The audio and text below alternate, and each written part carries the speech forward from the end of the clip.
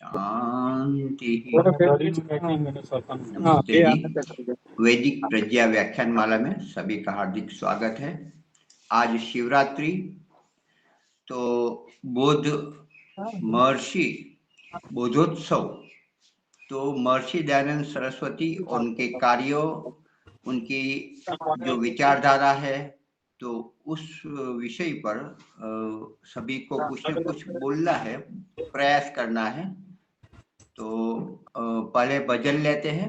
भजन, हाँ, तो आप रशीला जी, आप पहले भजन लीजिए।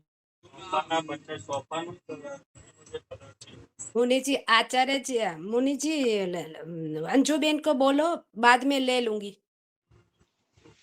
हाँ, ऐसा करते हैं। अंजू जी, आप तैयार हो तो आप प्रारंभ करें गाने के लिए। नमस्ते मुनि जी। कल मेरा मैं बोल रही थी तो ठीक नहीं सुनाई दे रहा था, तो मैं क्या आज गाऊं क्या? कल थोड़ा आ रहा था ना वो डिस्टरबेंस। माइक ऑन करिए मुनि जी, माइक ऑन करिए।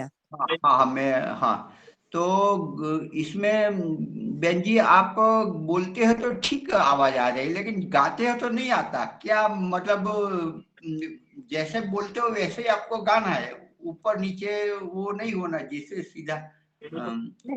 अच्छा, हमारे आचार्य भी जुड़ गए हैं आज, तो ऐसे बोधोत्सव ही है, तो सबको 15-15 मिनट मिलेगी, तो आपको भी वैसे ही 15 मिनट मिलेगी।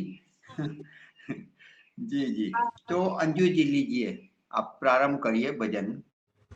जी मुनि जी।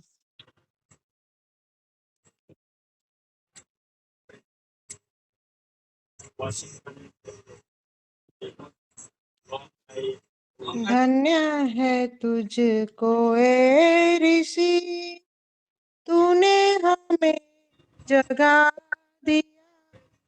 सौ के लुट रहे थे, तूने हमें जगा दिया। धन्य है तुझको ए ऋषि, तूने हमें बचा लिया। सौ के लुट रहे थे हम, तूने हमें जगा दिया। अंधों को के मिल जा। बहन जी, वही तकलीफ है जो 2 दिन से है, तो आप हाँ सीधा बोलते हो वैसे ही गाओ। हाँ, वैसे ही मैं कर रही हूँ, 2 दिन से यही प्रयास कर रही हूँ, पर पता नहीं, मैं भजन सुनाती हूँ तब यही प्रॉब्लम आती है। अभी आप बोलना सीख जाओ, आप वक्ता बन जाओ। आपकी माइक में थोड़ी समस्या है। हाँ, तो फिर ऐसा करिए, आप किसी और को ही कहिए, ये समय बर्बाद होगा इसलिए। हाँ जी, हाँ जी। हाँ, तो रशीला जी, आप रशीला बहन जी, आप प्रारंभ करें। दरी में 66 नहीं मिली थे, बैक पेज 66 में ना, बैक पेज तुम बहुत कर दिया पहले में फिक्स आई देवी से लेके कोई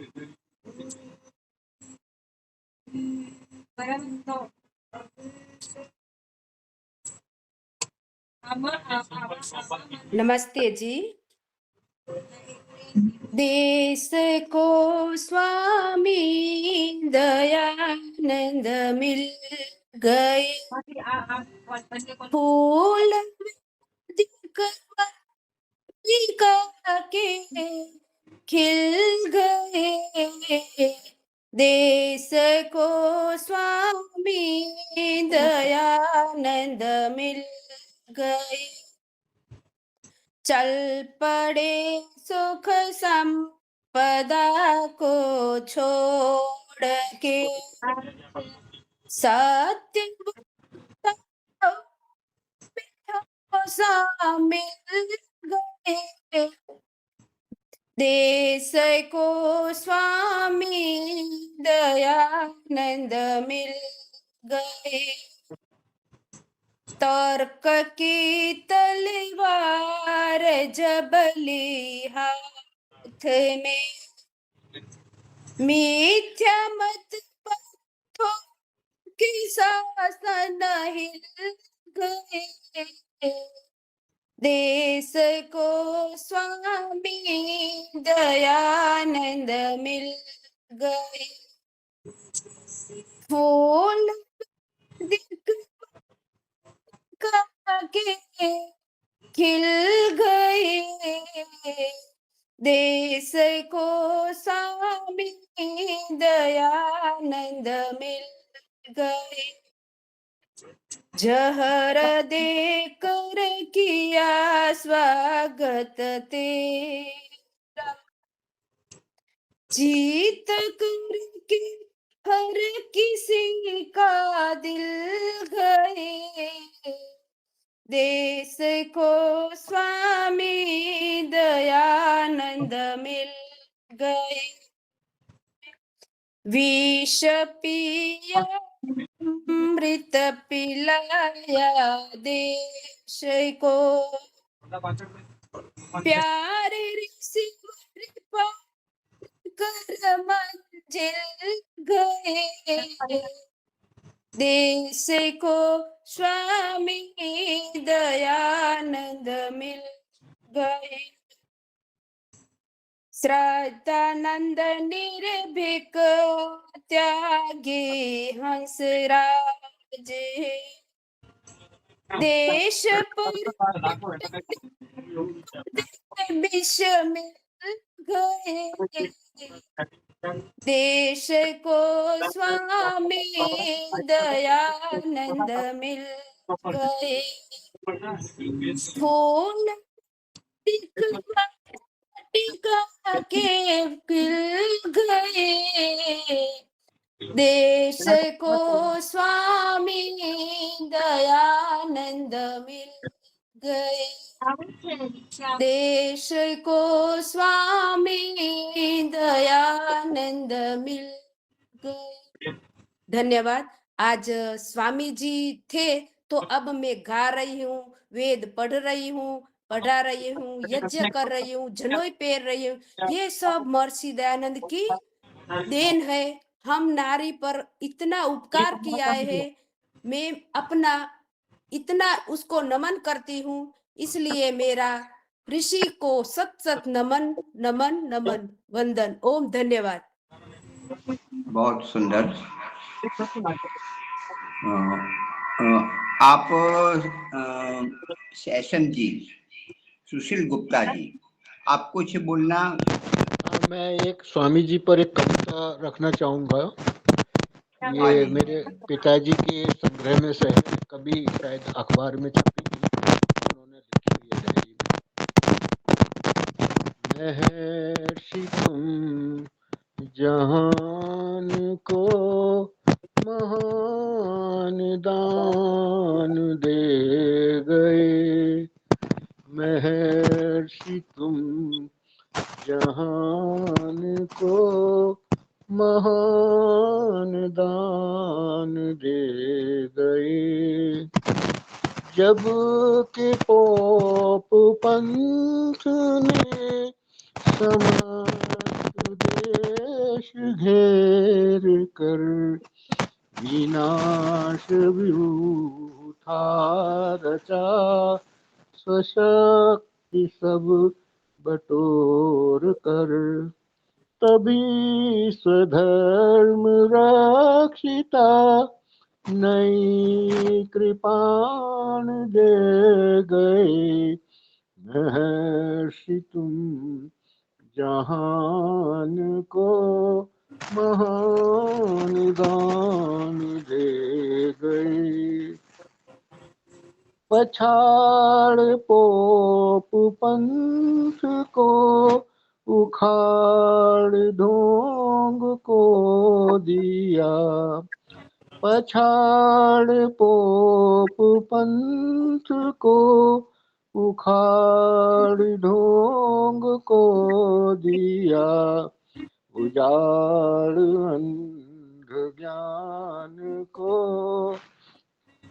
उबार धर्म को लिया, उजाड़ अंध ज्ञान को उबार धर्म को लिया, विलीन ब्रह्म ज्ञान को नवीन प्राण दे गए।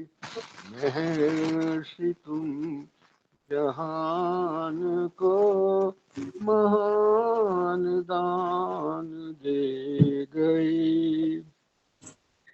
सत्यार्थ के प्रकाश से नया प्रकाश कर गए।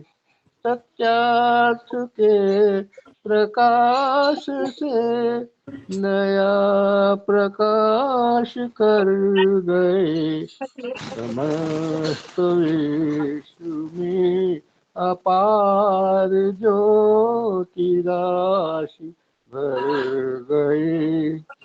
वेद कीर्ति का पुनः प्रदीप्तमान कर गए। महर्षि तुम जहान को महान दान दे गए। महर्षि तुम जहान को महान दान दे गए। स्वधर्म मूल्य आक कर ऋषि तुम्हें बता गए।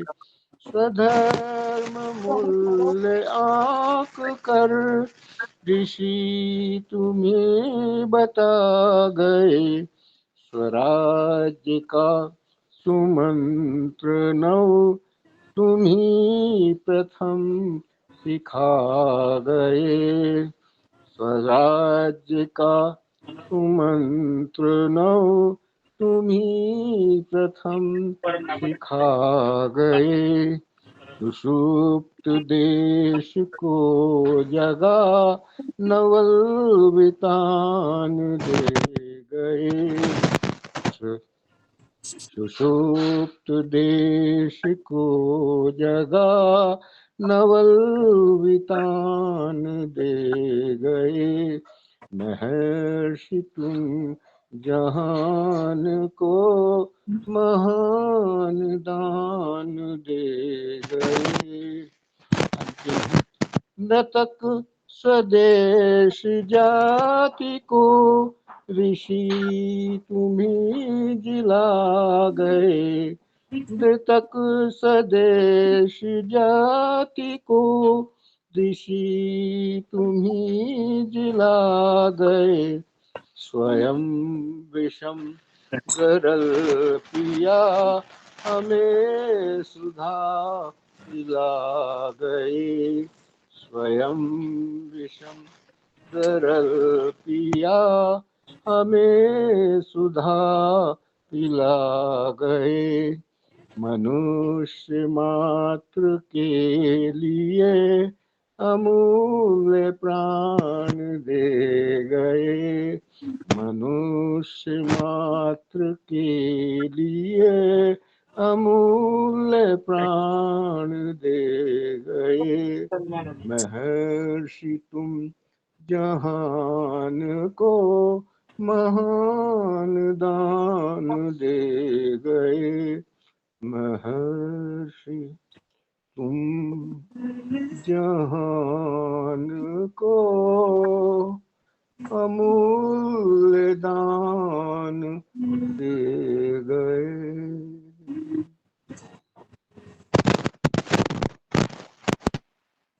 बहुत बढ़िया। आज हमारे कक्षा में स्वामी हरीश्वरानंद जी आए हुए हैं, तो उनको मैं थोड़ा समय देता हूँ। आप अपना विचार महर्षि दयानंद और बोधोत्सव पर प्रस्तुत करें। स्वामी हरीश्वरानंद सरस्वती। ओम। सभी सज्जनों को नमस्ते। आज बहुत दिनों के बाद में मुझे आपके समक्ष आने का अवसर मिला है और आज दयानंद बोध दिवस के ऊपर किसी कवि ने बहुत ही सुंदर लिखा है। विचारक ने, उसको मैं आपके सामने प्रस्तुत करता हूँ। ये पास में कोई दो मोबाइल रखे हैं जो आवाज आ रहा है, एक ही मोबाइल चलाइए, दो मोबाइल ना चलाए। मोबाइल मेरा और मुनि जी का दोनों पास पास है, एक ही कमरे में। हाँ तो अलग अलग हो जाइए आप दोनों, ठीक है थोड़ा थोड़ा, या मुनि तो जी। एक ही मोबाइल पे रहिए आप दोनों लोग। हाँ, अभी एक बंद कर दिया है मुनि जी ने, मेरा अकेले का चालू है। जी अब ठीक है, अब ठीक है। आदर्श सन्यासी महर्षि दयानंद सरस्वती के विषय में ये धनाई की कोठी में जिस स्थान पर स्वामी जी का शरीरांत हुआ था, वहाँ पर ये आदर्श लिखा हुआ है कि योगी कौन सी कैसा होना चाहिए। कौन सी कोठी स्वामी जी? धनाई की कोठी, अजमेर।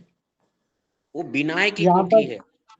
हाँ, अजमेर में जहाँ स्वामी जी ने अपनी देह त्याग किया था, वहाँ पर ये लिखा हुआ है।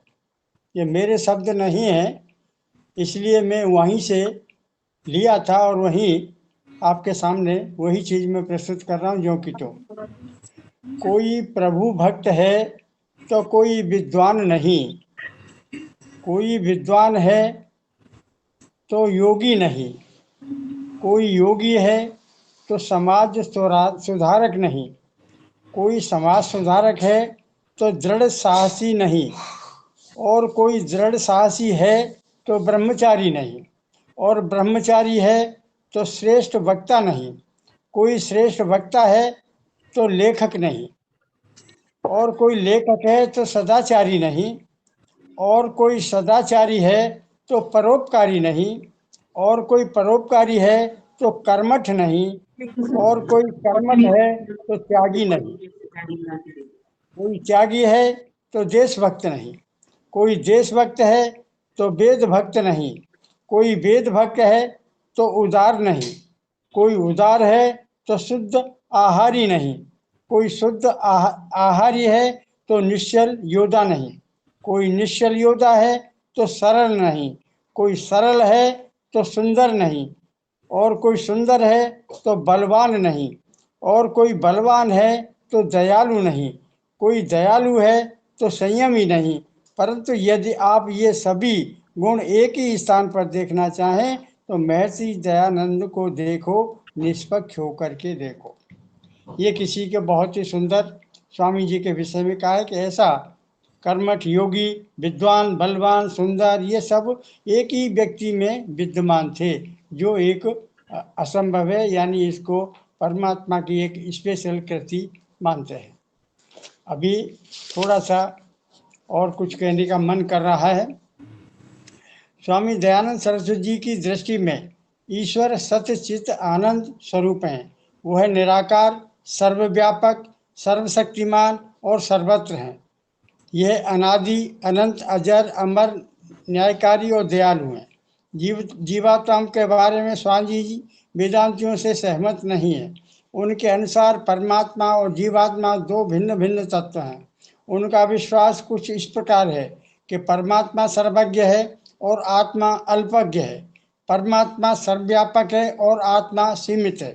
परमात्मा अपनी सामर्थ्य से विश्व का सृजन, पोषण और नियमन व संहार करता है, और वही जीवात्मा को उनके कर्मों का फल भोगने के लिए प्राणी मात्र के शरीर में प्रवेश कराता है। कर्म भोग से छुटकारे को ही मुक्ति मानते हैं। महर्षि दयानंद के अनुसार स्वर्ग नरक सभी इसी लोक में हैं, कहीं अन्यत्र नहीं। वे सत्यात प्रकाश में लिखते हैं, कुछ विशेष स्वर्ग और विषय तृष्णा में फंसकर दुख विशेष भोग करना नरक कहता है। आत्मा परमात्मा के आपसी संबंध के विषय में स्वामी जी का मत है कि आत्माओं का स्वतंत्र अस्तित्व होता है, परंतु वे सब परमात्मा से जुड़ी होती हैं। शरीर विशेष में प्रवेश करने के बाद उनका परमात्मा से संबंध टूट जाता है और वे उससे अलग हो जाती है। महर्षि दयानंद के अनुसार मनुष्य जीवन का उद्देश्य है आत्मा परमात्मा के संबंध में पुनः स्थापित करना, और यह तभी संभव है जब वह अपने आप को शुभ कर्मों में संलग्न कर ले और निरंतर शुभ कर्म करते रहें। महर्षि दयानंद जी के समस्त चिंतन का केंद्र बिंदु सदैव वेद ही रहा है। उनकी दृष्टि में वेद अपौरुषेय और ईश्वर रचित हैं। उनके अनुसार वेद सब सत्य विद्याओं का पुस्तक है। स्वामी जी ने वैदिक धर्म की विकृतियों के विरुद्ध आवाज उठाई और वैदिक धर्म तथा संताओं की स्थापना का प्रयास किया। एनसाइक्लोपीडिया ऑफ रिलीजन एंड इंडिक्स के अनुसार महर्षि दयानंद के समक्ष समस्या यह थी कि भारतीय धर्म का सुधार किस प्रकार किया जाए ताकि अन्य राष्ट्रों की उपलब्धियों के प्रति न्याय किया जा सके और धर्म का एक सार्वभौम कार्यक्रम प्रस्तुत किया जा सके। इस समस्या का समाधान महर्षि दयानंद को वेदों का ईश्वर ज्ञान घोषित करने में मिला। महर्षि दयानंद ने वेदों को पढ़ने पढ़ाने का अधिकार सबका माना। उन्होंने वेदों के प्रचार के लिए लोक भाषा हिंदी का सहारा लिया। फलतः हिंदी व अन्य भारतीय भाषाओं में वैदिक साहित्य का निर्माण हुआ। महर्षि देव वेदकालीन भारत को भारतीय काल का स्वर्ण युग मानते हैं। उनका विचार है कि महाभारत काल के पश्चात भारत की निरंतर अवनति हुई है। जन्म से जाति उत्पन्न हो जाने से 4 वर्णों की जगह हिंदू जाति हजारों कल्पित जातियों और उपजातियों में बट गई। प्रत्येक का खान पान शादी ब्याह आदि पृथक पृथक हो गए। इस कारण हिंदू जाति का एक नहीं रह गई थी और न ही उसका कोई सम्मिलित उद्देश्य बाकी रह गया था। महर्षि दयानंद ने जन्मना जाति व्यवस्था को समूल नष्ट करने की शिक्षा दी है क्योंकि वह सर्वथा वेद विरुद्ध थी। जाति व्यवस्था के स्थान पर महर्षि दयानंद ने कर्मणा वर्ण व्यवस्था दी है। आज के वर्तमान माहौल में कुछ राजनीतिक पार्टियां आज फिर से हिंदुओं का बंटवारा कर रही हैं ताकि हमारी जो मूल संस्कृति है वो सर्वथा नष्ट भ्रष्ट हो जाए। महर्षि दयानंद की दृष्टि में जीव और प्रकृति ये तीनों अनादि व नित्य तत्व हैं। उन्होंने ईश्वर तथा जीव का संबंध आरण उपास्य उपासक व्यापक का अथवा पिता पुत्र जैसा माना है। ईश्वर ने जीवात्मा के उपभोग के लिए वृक्ष वन व वनस्पति आदि की रचना की है जो प्रकृति का एक स्वरूप है। ईश्वर और जीव में समानता इस कारण है कि दोनों अनादि और नित्य हैं। दोनों में असमानता का कारण यह है कि ईश्वर तो सुख दुख से परे है और सर्वज्ञ है, जबकि जीव सुख दुख के युक्त तथा अल्पज्ञ है। महर्षि दयानंद जी की दृष्टि में जीव शरीर से भिन्न है। शरीर के विनाश के साथ जीवात्मा का जीव का अंत नहीं होता। यही बात महात्मा कृष्ण ने गीता के उपदेश में कही है। सर्दी गर्मी हर्ष शोक अनुभूति जीवात्मा की होती है, शरीर या अंतःकरण को नहीं। महर्षि के चिंतन में शरीर मन बुद्धि सब जड़, किंतु जीवात्मा कर्म का फल भोगने में स्वतंत्र है। जीवात्मा अपने अच्छे बुरे कर्मों के अनुसार फल प्राप्त कराता है। जीव को उसके कर्मों का फल ईश्वर देता है। ईश्वर की व्यवस्था में जीव परतंत्र है। महर्षि की जीव अथवा आत्मा को नित्य व अमर मानते हैं और वे कहते हैं कि शरीर का नाश मृत्यु होता है, आत्मा का नहीं। इति स्वामी जी मुनि जी। खूब खूब धन्यवाद स्वामी जी का।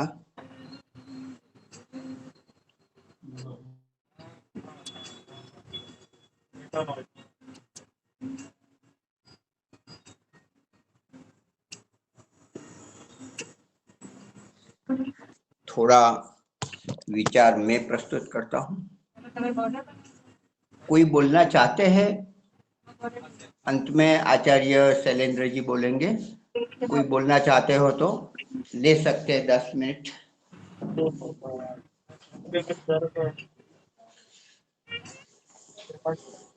ठीक है, तो मैं लेता हूँ।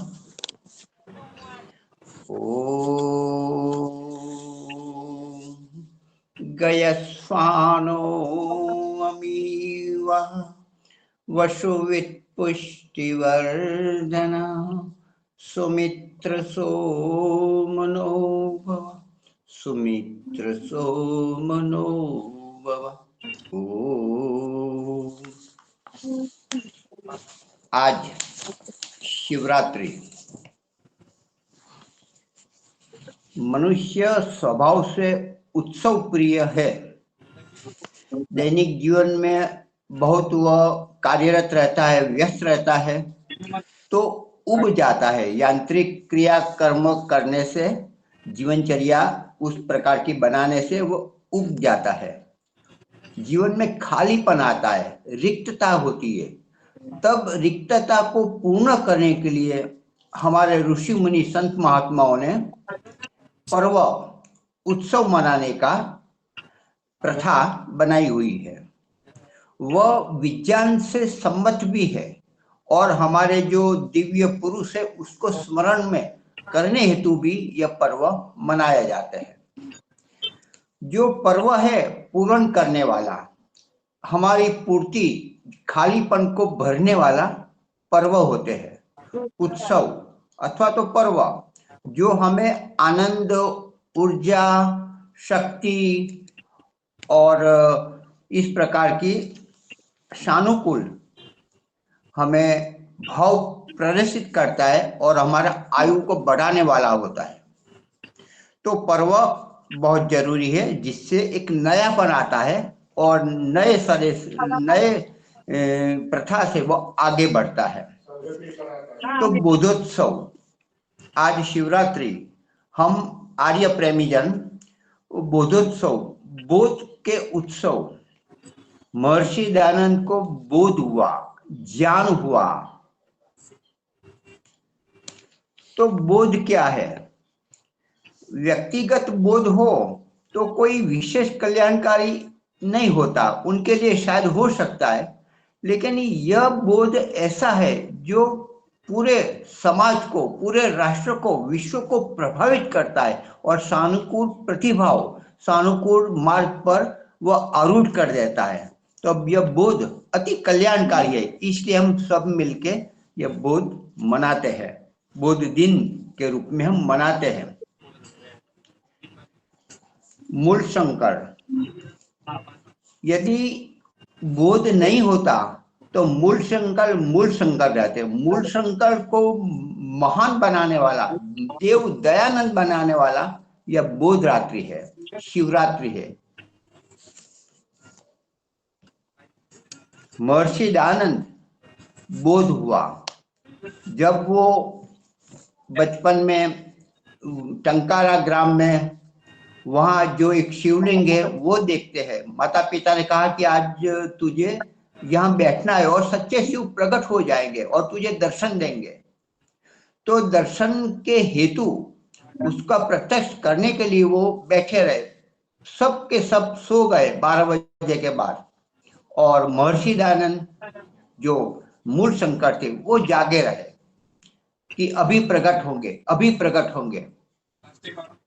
और देखा तो वह शिवलिंग पर चूहा आया, खाने लगा। उस क्षण एक विद्युत, एक भाव उठा, एक उहार निकली कि ये क्या?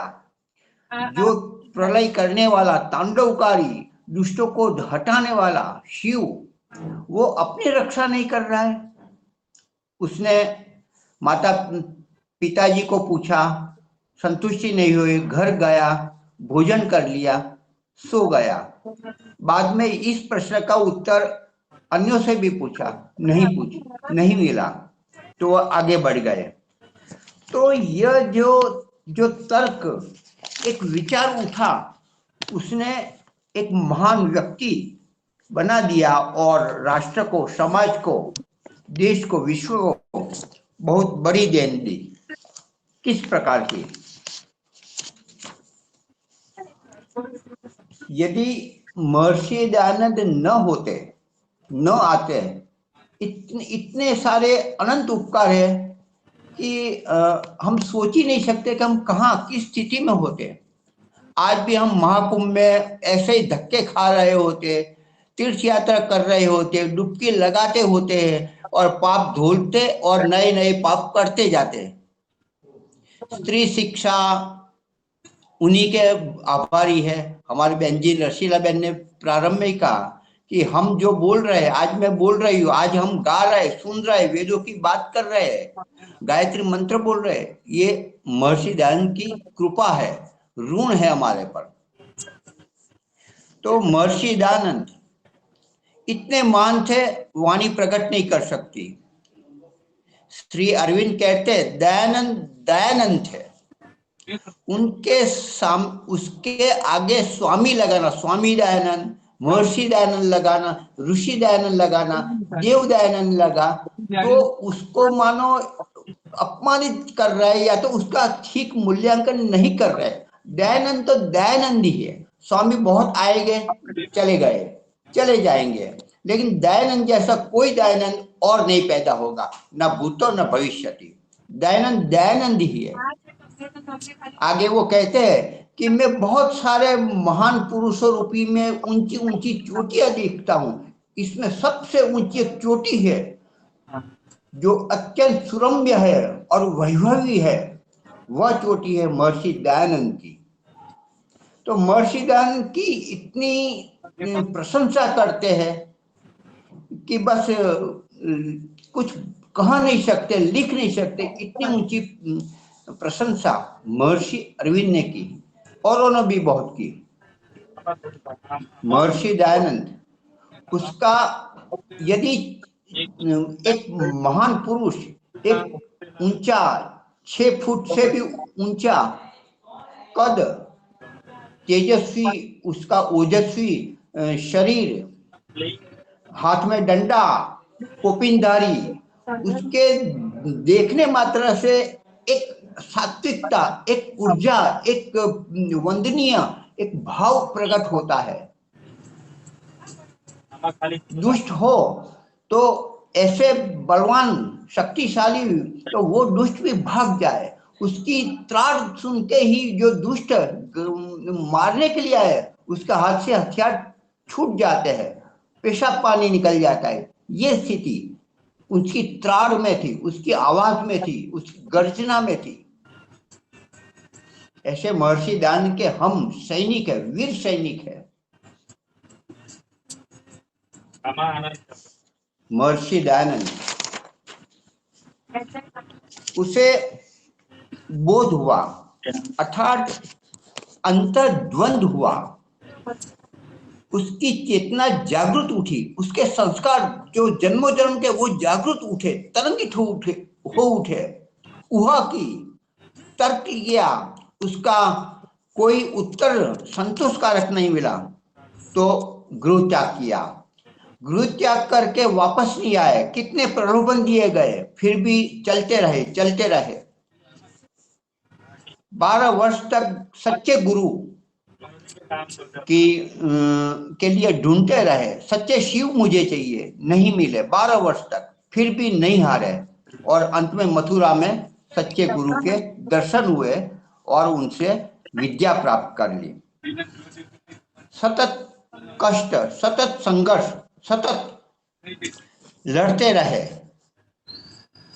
जब वो प्रचार कार्य में उठे, फिर भी लगा कि जो चाहिए, जो मैं करना चाहता वो नहीं हो रहा है, और 2 वर्ष के लिए ध्यान में चले गए, एकांत में चले गए, और फिर से वो इस धर्म स्तर पर उतरे, और फिर जहां जहां अज्ञान था, जहां जहां अविद्या थी, जहां जहां आडंबर था, जहां जहां पोंगा पंडित मिले, वहां वहां का सीधा प्रहार किया। वह बोध उन्होंने जगाया, केवल स्वयं में नहीं। बोध का मतलब क्या होता है? बोध का मतलब जो शब्दविद है, आजकल हम शब्दविद है, आत्मविद नहीं है। तो बोध हमें शब्दविद से आत्मविद की यात्रा करवाता है, यह सच्चा बोध है, वही सच्चा ज्ञान है। यह भोगवाद से उठाकर अध्यात्मवाद में परमात्मा की गोद में बिठा लेना और उनकी यात्रा करवाना, यही बोध है, यही सच्चा बोध है। बोध द्वार सच्चे अर्थ में मुक्ति का मार्ग है, श्रेय मार्ग है, अपने आप की पहचान और उससे अगर परमात्मा परम तत्व की, तीनों तत्वों का यथार्थ चिंतन, यथार्थ प्रकाशन यह बोध कराता है। बोध यदि केवल जानना नहीं, परिचय प्राप्त करना नहीं, लेकिन अंदर से अपनी संस्कार को जागृत करके सत्य की ओर दौड़ाना और उसको प्राप्त करना, बिना थके पुरुषार्थ करके तप करके वो प्राप्त कर लेना, यह सच्चा बोध होता है। अंदर से जाग उठता है। हम जागते हैं, काम करते हैं, करना चाहिए इसलिए करते हैं, लेकिन जब बोध होता है तो उसके किए बिना, उसके उसमें अपने लगाए बिना वो रह नहीं सकता। उतनी उत्सुकता, उतनी तत्परता, उतना समर्पण जिसको बोध होता है, जो अंदर से जाग उठता है, उसका होता है। बोध स्वयं सिद्ध होता है, वो अपने आप में प्रमाण होता है, उसको कोई और प्रमाण की जरूरत होती ही नहीं। वह मोह ममता से खींचकर सांसारिक ऐसाओं से दूर हटकर वो उखड़ फेंक देता है और ईश्वर के मार्ग पर आरूढ़ हो जाता है, चलता है, संघर्ष करता है, हारता नहीं। बोध हमेशा देता ही है, कुछ लेता नहीं। मुझे बोध हो गया तो लेना नहीं, देना है। मैं क्या दे सकता हूँ? मैं राष्ट्र के लिए, समाज के लिए, अविद्या का नाश के लिए मैं क्या कर सकता हूँ? वही बोध कहता है। तो महर्षि दयानंद ने वास्तव में सच्चा बोध हुआ, शिवरात्रि एक निमित्त बनी तो हमारे लिए बोध है। तो वास्तव में हम जागे नहीं। महर्षि दयानंद तो जाग उठे थे, हम नहीं जागे। हम क्या कर रहे हैं? हम मानते हैं वेद सत्य है, वेद परम प्रमाण है, लेकिन हम वो उनका कोई लाभ नहीं रहे। हम स्वाध्याय नहीं करते, हम ध्यान नहीं करते जैसा करना चाहिए। जितने जो सामर्थ्य है वो पूरा 100% देना चाहिए, वो नहीं दे रहे, कारण हम जागे नहीं। हमें बोध अभी तक हुआ नहीं। अंदर से, बाहर से दौड़ते हैं लेकिन अंदर से सोए हुए हैं, क्योंकि प्रकृति के पीछे है, संसार के पीछे है। आज हम आर्य समाज में जाते हैं, यज्ञ करते हैं, हवन करते हैं और आ जाते हैं। कुर्सियां वैसी की वैसी पड़ी रहती है, पंडित पुरोहित होता है वो कर लेता है। यदि बोध होता तो जो अन्य पौराणिक जगत में होते, हर बड़ा व्यक्ति भी छोटे से छोटा काम करता है। हम वहां जाते हैं, हवन करते हैं, घी डालते हैं, आहुति डालते हैं, सत्संग करते हैं और आ जाते हैं। घी किसका? समाज का, आर्य समाज का। सामग्री किसकी? सब कुछ वहां का। हमारा क्या? हमने केवल मुफ्त में ले लिया। हम अभी तक जागे नहीं। मुफ्त में खाना चाहते हैं, मुफ्त में लेना चाहते हैं, कोई हमें दे दे, हमें लेना नहीं, हम देने के लिए जाए, वो भाव नहीं है, क्योंकि हम अभी भी, हमें बोध नहीं है, हमें जागे नहीं, अंदर से मरे पड़े हुए। ये वास्तविकता है। शिक्षा क्या है हम जानते हैं, फिर भी हम अपने बच्चों को गुरुकुल में नहीं भेजते। जो गए हैं नहीं भेजा, तो जो गए, जो पढ़ रहे हैं, उनको भी हम क्या कर रहे हैं? हम भी जागे हुए नहीं है। हम अपने आत्मा के प्रति निष्ठावान आज बिल्कुल नहीं है। जैसा करना चाहिए हम कर सकते हैं, फिर भी नहीं करते, तो हम सोए हुए हैं, मरे हुए से है। तो बोध का मतलब हमें जगाने वाला है। हम ये सुन लेंगे, अच्छी अच्छी प्रशंसा कर लेंगे, जब तक हम नहीं करेंगे, अपना कितना अधिक प्रतिशत देते हैं हमारे ऋषि के प्रति, हमारे अपने आप के प्रति, तो बोध हमें जगाने आया है। तो हम अपना आत्मचिंतन करके मैं क्या कर रहा हूँ समाज के लिए। मैं वानप्रस्थी, मैं 50 वर्ष से ऊपर हो गया, 60 वर्ष के ऊपर हो गया, 65-70 भी हो गया। अब क्या? अब तो ईश्वर के लिए जिए, केवल ईश्वर के लिए जिए, ऐसा करें। हम तो बूढ़े हो गए, क्या करें, ऐसे ही हम करते हैं। वास्तव में अंदर से जागे नहीं हुए, हमें बोध नहीं हुआ है। विपत्ति आती है, गुरुकुल में रहकर, आश्रम में रहकर आती है, फिर भी बीमार तो घर में भी पड़ना है और यहाँ भी पड़ेंगे। यहाँ भी हमारी औषधि का काम होगा, वहां भी करते हैं। लेकिन हमारी तत्परता क्या है? जब एक उत्कंठा, एक भूख जगती है, औरों के लिए मुझे करना है, तो जैसे भी है वैसी स्थिति में आ जाएंगे, हम करेंगे। तो अपना जीवन की दान हमें देना चाहिए। जो कुछ शक्ति बचे, जो कुछ नाना बचा है, जो कुछ श्वास बचे है, वो औरों के लिए, धर्म के लिए, परमात्मा के लिए। औरों को कुछ नहीं देते, हम अपने आप को ही देते हैं। सब कुछ हमें मिलने वाला है, इस जन्म में मिले या अगले जन्म में। तो हम अपना कल्याण अपने हाथ में है, अपना उद्धार अपने हाथ में है। हम जाग जाए तो जागने से हमारा कल्याण है, सभी का कल्याण है। ओम शम। धन्यवाद। आप सभी ने सुना, तो अधिक तो क्या कहे। स्वामी जी को 15 मिनट में देता हूं, बस 5 बज जाएंगे। तो अपने आचार्य शैलेंद्र जी, आप अपना वक्तव्य प्रारंभ करें।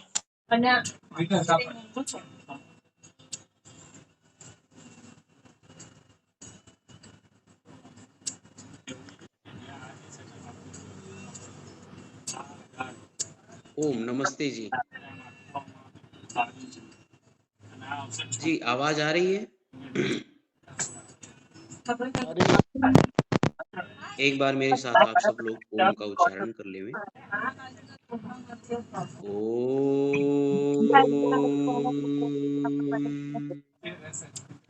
ओम नमः संभवाय च मयो भवाय च नमः शंकराय च मयस्कराय च नमः शिवाय च शिवतराय च।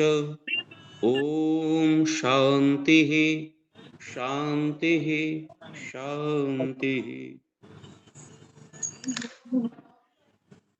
उपस्थित भद्र पुरुषों,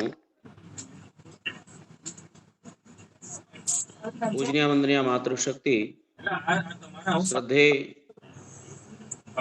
महेंद्र मुनि जी, स्वामी हरीश्वरानंद जी, और अभी आप सब लोग उपस्थित सभी आर्यभद्र पुरुषों के विचार सुन रहे थे। हम सब जानते हैं कि आज शिवरात्रि है और शिवरात्रि के दिन ही स्वामी दयानंद को बोध हुआ था। आपका वीडियो भी चालू रखिए, तो हमें भी अच्छा लगे। हम तो थोड़े आलस कर लेते हैं, फिर भी आप जरा। तो बचपन का नाम मूल शंकर था स्वामी जी का, और स्वामी जी के संदर्भ में जो लोग समाज से जुड़े हैं या किसी ऐसे वैदिक संस्थान से, वैदिक संस्थाओं से जुड़े हैं, आर्य समाज की संस्थाओं से, वो लोग स्वामी दयानंद के जीवनी को बहुत अच्छे से जानते हैं, सुनते भी हैं। और अभी भी हम लोगों ने, बहुत पूर्व के वक्ताओं ने स्वामी जी के जीवनी पर प्रकाश डाला। देखिए कि स्वामी जी को किस बात से बोध हुआ, किस बात का बोध हुआ था, यहाँ से बात प्रारंभ करते हैं। स्वामी जी को एक बात हुआ कि ये ही ईश्वर है या ईश्वर अलग है। तो मैं समझता ये हूं कि शिवरात्रि के दिन जैसे सभी सनातनियों के घर में जो व्रत उपवास रखा जाता है, पूजा पाठ या अनुष्ठान रखा जाता है, वैसे ही स्वामी जी के पिता पूज्य श्री कृष्ण तिवारी जी, उन्होंने भी अपने पुत्र को रखाया और ब्राह्मणों के घरों में, अच्छा औदुच्य ब्राह्मण थे, सरनेम उनका तिवारी था। उत्तर भारत से ही 1000 ब्राह्मण जो है गुजरात के एक राजा थे, उन्होंने मंगवाए थे। तो कुलीन परिवार के थे, और ये कुलीन परिवार से होने के कारण जो ब्राह्मणों का परिवार होता है, तो वहाँ कुछ नियम होते हैं और वो अनुष्ठात्मक नियम होते हैं। किसी पर्व पर, किसी अनुष्ठान पर या दिनचर्या का और खान पान का, भोजन पान का, ये सब उनके घरों में बहुत सारे बहुधा पहले तो आज के 10 साल 20 साल पहले सभी ब्राह्मणों के घरों में चलते थे, उत्तर भारत के तो विशेष करके वहां भी वो सब पालन होता था स्वामी जी के घरों में। उसी में वो व्रत रखा गया और स्वामी जी को भी व्रत रखाया गया। स्वभाव से जिस बालकों का शरीर वृद्धि होता है, बालक जिनका हट्ठे कट्ठे जो बालक होते हैं या स्वस्थ होते हैं या लंबाई जिनकी बढ़ती है, ग्रोथ होता है, तो 13 साल से 15 साल 16 साल की आयु की जो होती है उनका पाचन बहुत ठीक होता है। जिनका पाचन बहुत ठीक होता है उनको भूख बहुत तेज लगती है। अब इसमें स्वामी जी को संकल्प के बड़े दृढ़ थे, संकल्प के बड़े धनी थे। स्वामी जी ने संकल्प कर रखा था और सच्ची भक्ति के उसमें व्रत रखा, उपवास रखा कि आज हम कुछ नहीं खाना पीना है। और यहाँ तक कि निराजल रह करके लोग मंदिरों में, शिव के मंदिरों में जब आदि उपवास आदि करते हैं, वही प्रक्रिया वहां भी थी। तो जो विचारों का परस्फुरण अंतःकरण में होता है, जैसा कि महेंद्र मुनि जी ने भी कहा, ऐसे ही अंतःकरण में विचार प्रवाहित तो मैं ये कहता हूं कि प्रत्येक जो सद्वृत्त आत्मा होती है उन सब के अंदर अंतःकरण में विचारों का परस्फुरण होता है। और ऋषि दयानंद से पहले भी घटनाओं को देख करके विचार उत्पन्न होते हैं। एक 100 यात्रा को देख करके बुद्ध को, जो पूर्व नाम गौतम है, गौतम को बोध हुआ कि संसार नश्वर है, परिवर्तनशील है, ऐसी सबको जाना होगा। तो उनको वैराग्य हुआ। स्वामी दयानंद के घटना में भी यही हुआ। शिवलिंग पर चूहों का भाग दौड़, मलमूत्र का विसर्जन और जो भी वहां पर प्रसाद आदि चढ़ाए गए हैं उसमें सड़न, दुर्गंध, अव्यवस्थित, और उनके नाम पर जो व्रत उपवास रखा गया, मंत्र जाप, वो सारे पंडित पुजारी का सुना, अंदर से कोई चेतना नहीं, कोई जागृति नहीं। तो बाहर का जो वातावरण देखा और जो भीतर का संकल्प है, जो भीतर में जानने की इच्छा है, वो दोनों में बड़ा भेद है। अब जब प्रश्न अंदर पैदा हुआ और प्रश्न इतना तीव्र, और वो तीव्र इतने प्रश्न जिसका उत्तर ना पिता के पास में और ना आसपास जो पंडित थे उन लोगों का। व्रत उपवास तोड़ दिए, घर आ गए, भोजन के लिए माता आप सब हम लोग जानते हैं। तो 2 प्रकार के बोध को समझा जा सकता है या सत्य को प्राप्त किया जा सकता है। एक तो ये कि यही सत्य है, और दूसरा यद्यप आप यह विचार कर लेते हैं कि ये सत्य नहीं है, सत्य कोई और है, या तो हो सकता है या तो नहीं हो सकता है। 2 स्थिति उत्पन्न होती है। स्वामी दयानंद के जीवन में जब वो घर को छोड़ करके निकले तब उनकी आयु लगभग, लोग बताते हैं कि 19 वर्ष लगभग आयु, और स्वामी विरजानंद को मिलते समय उनकी आयु 36 वर्ष। तो लगभग वो 17 वर्ष तक परिभ्रमण करते रहे। और ये अपने यहां से यात्रा करके अलखनंदा लेकर कश्मीर से कन्याकुमारी तक जो नगर, महानगर, तीर्थराज, राज, प्रयागराज, जहां जहां कुंभ आदि लगते थे इस 17 वर्षों में, यानी जो 12 वर्ष में एक कुंभ लगता है और जो 5-5 वर्षों पर अर्ध कुंभ लगता है, जो और जगह जगह कुंभ लगते हैं, सब कुंभ में जाना, सभी योगियों से मिलना, विद्वानों से मिलना, चर्चा करना, साधना करना, पढ़ना, जो कोई बताए वो उसका अभ्यास करना, तो स्वामी जी ने इन 17 वर्षों में और 17 वर्ष से पहले पिता के पास में रह करके संस्कृत भाषा का बड़ा अभ्यास कर लिया, शास्त्रों के विषय में भी बड़ा अभ्यास हो गया, सब कुछ हो गया, लेकिन उनका इसी में गया कि ये सत्य नहीं है, ये सत्य नहीं है, ये नहीं जानता। पूरी जीवनी को पढ़िएगा, पूरी जीवनी में मिलेगा कि जहां जहां विचार हुआ, यह ईश्वर की बहुत बड़ी प्रेरणा रही है, बहुत बड़ी प्रेरणा रही कि सत्य को खोजना है तो आप तर्क प्रश्न, क्योंकि स्वामी जी के पास में कोई प्रमाण नहीं था, क्योंकि वेदार्थ नहीं थे,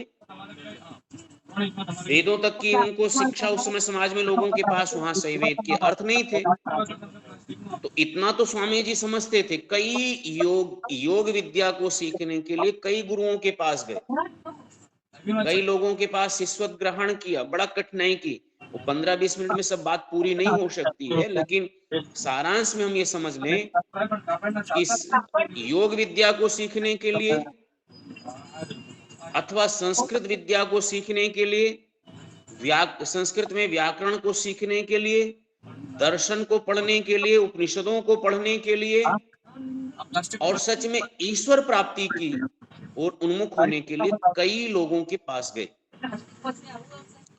वो यद्यपि स्वामी विरजानंद से पूर्व किसी गुरु के पास जाकर के यदि वो संतुष्ट हो जाते तो हमें स्वामी दयानंद नहीं मिलते, ये बात जान लीजिए। इतने गुरुओं के पास जाकर के यद्यपि उनके अंदर यह विचार ना होता कि ये सत्य नहीं है, तो हम ये कल्पना कर लें कि ऋषि दयानंद हमें नहीं मिलते, यद्यपि किसी गुरु के पास जाकर के और ठहर गए होते कि हमारा गुरु यही सच है। क्योंकि अभी भी भारतवर्ष में यही है कि गुरु मान लिया तो मान लिया, जिसको मान लिया सो मान लिया, और उन्हीं के पीछे अंधी दौड़ आज भी चलता है।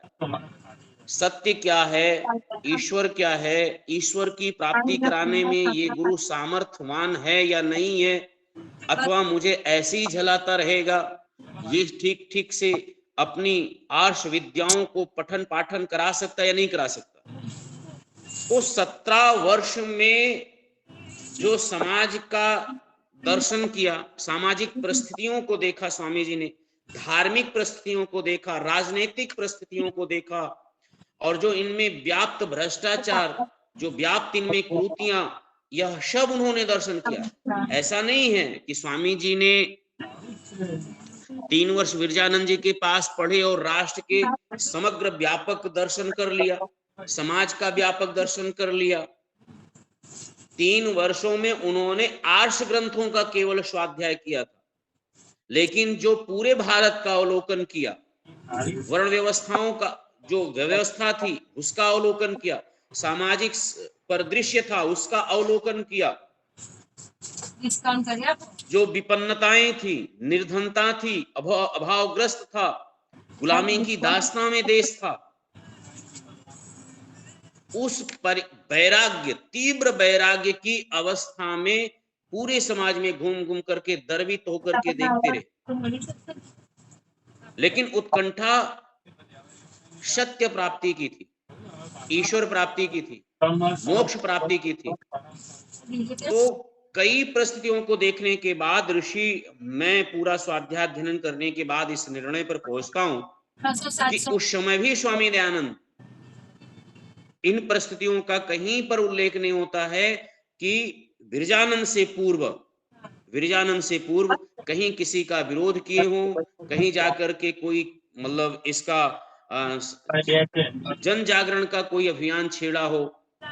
लेकिन इतना ही कहते चले गए कि ये सत्य नहीं, ये ठीक नहीं, ये झूठ है, ये मिथ्या है। ये केवल उनके अंतःकरण में जो परमात्मा विशेष करके विचारों का प्रस्फुरण करते थे, वह जो था, जो तर्क था। तो अर्थात मैं ये कहूं कि ईश्वर विचारों के रूप में जो ऋषि दयानंद के अंदर प्रकट थे कि ये नहीं है, ये नहीं है, ये हम लोगों की सबसे महत्वपूर्ण बात है। ये इस देश पर ईश्वर की बड़ी अनंत कृपा रही है, बड़ी अनंत कृपा रही है। जिस ऋषि को शरीर मिटाने के लिए 16 बार षड्यंत्र किए गए, 16 बार षड्यंत्र किया गया।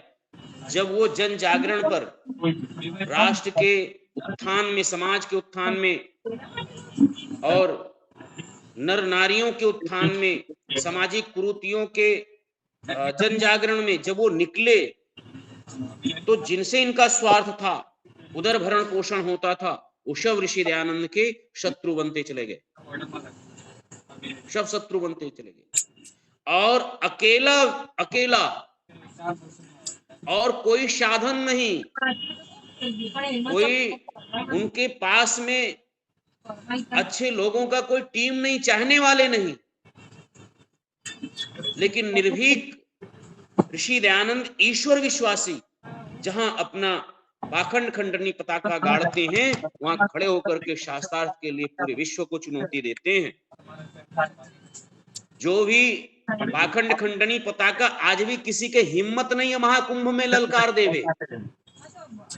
आप क्या बात कर रहे हैं? इतने लोग मिल करके निर्भीक होकर के कि आओ शास्त्रार्थ करो। एक भी पंडाल मैं घूम घूम करके यही प्रयागराज को देखा हूं, घूम घूम करके देखा हूं, कोई माई का लाल वहां नहीं ठहरा था कि कहे कि आओ सत्य ये है ईश्वर का, मैं परिचय कराऊंगा, आओ मैं तुम्हें सत्य से परिचय कराऊंगा। और जो लोग पंडाल लगाए थे उनकी ऐसी दयनीय स्थिति थी आर्य प्रतिनिधि सभा की कि शर्म आती वहां जाने के बाद, देखने के बाद।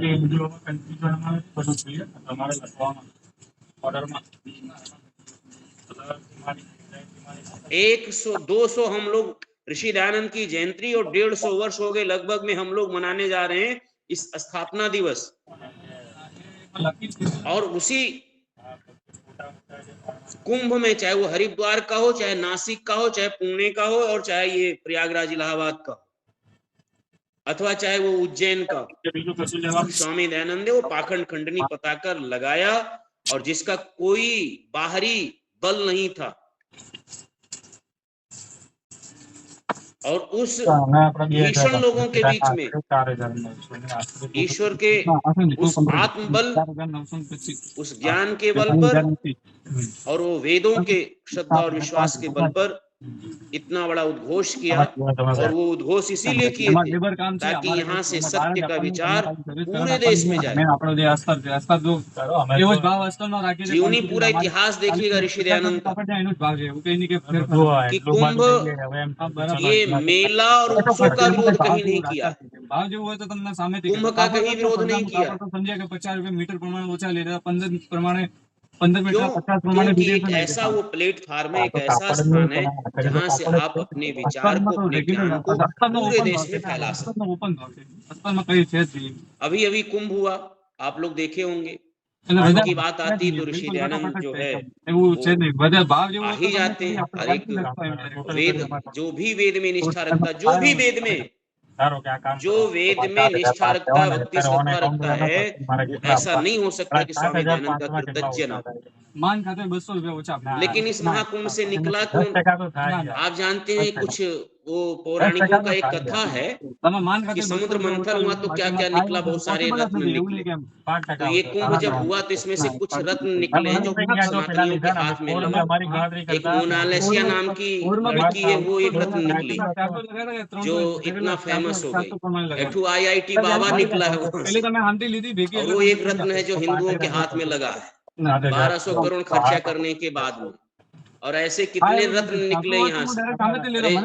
ये सर्व से डूब मरो, 1200 करोड़ लगा कर तुम यही सब मिलना था तुम्हें, तो ये समाज का भला होगा। अरे समाज का भला, यद्यप कोई ऋषि दयानंद जैसा एक साधु, एक महात्मा, एक योगी, एक विद्वान इस कुंभ में 1200 में निकला होता तो हृदय गदगद मिला होता है। तो हम लोग कल्पना कर सकते हैं, विचार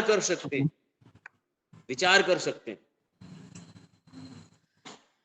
कि स्वामी जी ने कितने प्रतिकूल परिस्थितियों में, अब साधन नहीं, शिष्य नहीं, कोई उनके पास में जनसंख्या नहीं, केवल आत्मबल के बल पर और इतने कम समय में इतना सारा कार्य किया। मैं ये मानता हूँ कि ईश्वर की बहुत बड़ी कृपा रही और सदैव साथ रहा, और बहुत बड़ी तपस्या, बहुत बड़ा आत्मबल, पूर्व जन्म का वो कहने सुनने के लिए बहुत हो गया, लेकिन 3 मिनट ज्यादा ही ले रहा हूँ, तो इसलिए बात को जल्दी जल्दी भूमिका ना बना करके सब समेट करके, आप सब लोग जानते हैं, हमें ऋषि दयानंद के जीवन को पढ़ते हुए अंतिम पंक्ति में बस इतना निवेदन करूंगा कि हम लोगों के पास में ऋषि को पढ़ना चाहते हैं तो उनकी जीवन चरित्र होना चाहिए, और ये हम मान करके चलें कि ऋषि दयानंद हमारे जीवन के आदर्श हैं, और ऋषि दयानंद हमारे जीवन के आदर्श के साथ साथ वो मेरे गुरु, और एक ऐसा गुरु आपको मिलेंगे कि आप ऐसा कोई विषय नहीं है जिस पर ऋषि दयानंद ने अपने विचार ना दिए, चाहे वो सामाजिक हो, चाहे धार्मिक हो, चाहे राजनैतिक हो, चाहे शैक्षणिक हो, चाहे आधारिक हो, चाहे पारिवारिक हो, चाहे वो विद्या हो, चाहे वो अविद्या हो, आप कहीं से भी निकाल करके मुझे ऐसा वर्तमान में कोई बिंदु ऐसा नहीं दे सकते हैं जिस पर ऋषि दयानंद ने विचार ना दिए, मान भाव। और ऐसा कोई नहीं होगा कि जहां पर आपको मिथ्या, अंधविश्वास और पाखंड से परिचय न कराया। यह भी बहुत बड़ी देन है। आप क्या समझ रहे हैं? यहां तक सही मायने में गुरु कौन है, कौन नहीं है, यह भी पहचान कराया। कौन विद्या है, कौन अविद्या है, कौन पढ़ने योग्य ग्रंथ है, कौन पढ़ने योग्य नहीं है, कौन मतलब विवाह से लेकर के कौन विवाह करने योग्य है, कौन नहीं है, कोई ऐसा विषय आज ढूंढ करके लाइए, अगली बार कक्षा में मिल जाएंगे कि ऋषि दयानंद जीवन में जितनी बिंदुओं की आवश्यकता है उतने बिंदुओं पर प्रकाश डाला है और विचार दिया। जैसे वेदों में मनुष्य के लिए जितनी आवश्यकता थी, परमात्मा ने उतने वेदों में वो सब बातें वेदों में निहित किया है, वो सब बातें।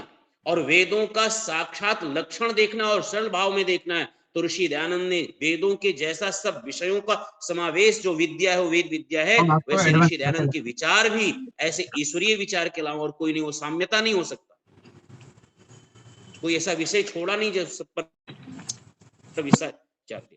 तो मैं ये कहूंगा कि ऋषि आज के दिन यदि मेरे जीवन के आदर्श पुरुष के रूप में उनको हम ले और अपने गुरु के रूप में लें तो उनकी जीवनी को भी हमारे घरों में थोड़ा थोड़ा पढ़ने के लिए होना चाहिए, और एक एक पृष्ठों को पढ़िए।